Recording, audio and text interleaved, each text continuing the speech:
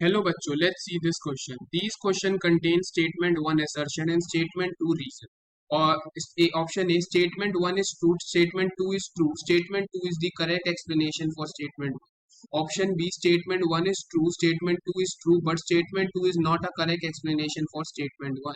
Option C, statement 1 is true, statement 2 is false. Option D, statement 1 is false and statement 2 is true. Statement 1, 16 gram of oxygen and ozone contain Na by 2 and Na by 3 atom respectively, because statement 2, 16 gram of O2 and ozone contain same number of atoms.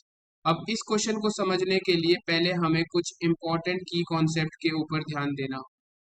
Number of moles निकालने का क्या formula होता है? Number of moles of any compound is given by the given weight divided by the molecular weight. Given weight divided by the molecular weight, and it is also equal to the number of molecules divided by the Avogadro number Na. हमें पता है कि एक मोल के अंदर 6.022 into 10 to the power 23 particles देखने को मिलते हैं। This number is nothing but the Avogadro number, जिसको हम Na से रिप्रेजेंट करते हैं। तो एक मोल के अंदर 6.022 into 10 to the power particles देखने को मिलते हैं, मतलब Na पार्टिकल्स हमें देखने को मिलते हैं। हमें क्या गिवन है? 16 ग्राम ऑफ ऑक्सीजन गिवन है। तो अगर मैं यहाँ पे number of moles of oxygen निकाल के लाता हूँ, नंबर ऑफ मोल्स को N से रिप्रेजेंट किया जाता है, तो इसका गिवन वेट है 16 ग्राम और इसका मॉलिक्यूलर मास है 32 ग्राम, यानी इसके मोल्स कितने हो गए? 0.5 moles of oxygen is taken. ठीक है, तो अगर 0.5 मोल्स हैं तो इसके अंदर अगर मैं नंबर ऑफ मॉलिक्यूल्स निकाल के लेके आऊंगा तो हमारे पास कितने हो जाएंगे?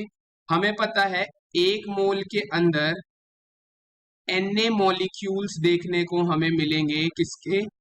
O2 के।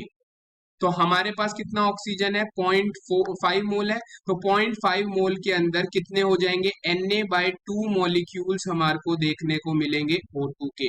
ठीक है जी। और अगर मैं यहाँ पे नंबर ऑफ एटम निकाल के लाना चाहता हूं तो एक मॉलिक्यूल में कितने एटम होते हैं ऑक्सीजन के? O2 is nothing but O2। इसमें एक मॉलिक्यूल में 2 एटम है, 1 molecule is equal to 2 atoms of oxygen. ठीक है, तो यानी यहाँ पे हमारे पास कितने मॉलिक्यूल है? Na by 2 मॉलिक्यूल है, तो उसके अंदर कितने एटम हो जाएंगे? हमारे पास Na एटम्स हमारे को देखने को मिलेंगे। एवोगैड्रो नंबर जितना होता है उतने एटम्स हमारे पास ऑक्सीजन के यहाँ पे हमें देखने को मिलेंगे। ठीक है जी। सिमिलरली हम यही चीज ओजोन के केस में करेंगे। ओजोन का वेट हमारा कितना है? ओजोन हमारे पास अगर हम बात करते हैं तो number of moles of ozone कितना हो जाएगा? 16 ग्राम हमने ओजोन लिया है। ओजोन का मॉलिक्यूलर वेट होता है 48, यानी यहाँ पे आ गया 1/3 मोल्स।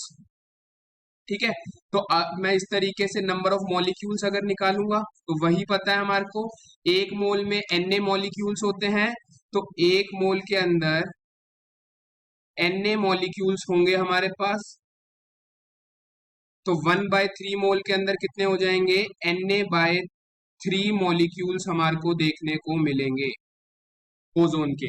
अब अगर मैं नंबर ऑफ एटम निकाल के लाऊंगा तो नंबर ऑफ एटम कितने हो जाएंगे? ओजोन के एक मॉलिक्यूल में हमने देखा ओजोन होता है O3, एक मॉलिक्यूल में कितने एटम है? 3 है, तो Na/3 मॉलिक्यूल में कितने हो जाएंगे? Na/3 इंटू 3 कर दिया, यानी Na एटम्स ऑफ ऑक्सीजन देखने को यहाँ पे हमें मिलेंगे। ठीक है जी। तो यानी पहली स्टेटमेंट क्या कह रही है? 16 gram of O2 and ozone contain Na by 2 and Na by 3 atoms respectively. ये स्टेटमेंट क्या हमारी सही है?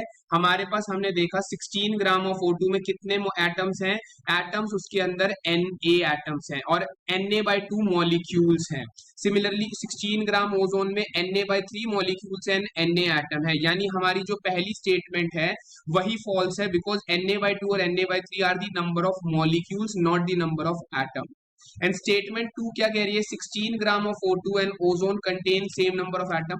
अभी हमने देखा 16 ग्राम ऑफ O2 में कितने एटम है, Na, और 16 ग्राम ओजोन में कितने एटम है, Na, यानी हमारा स्टेटमेंट 2 क्या है, ट्रू है। Statement 1 is false and statement 2 is true, यानी हमारा करेक्ट आंसर हो जाएगा option D. I hope you understood it well. All the best, thank you.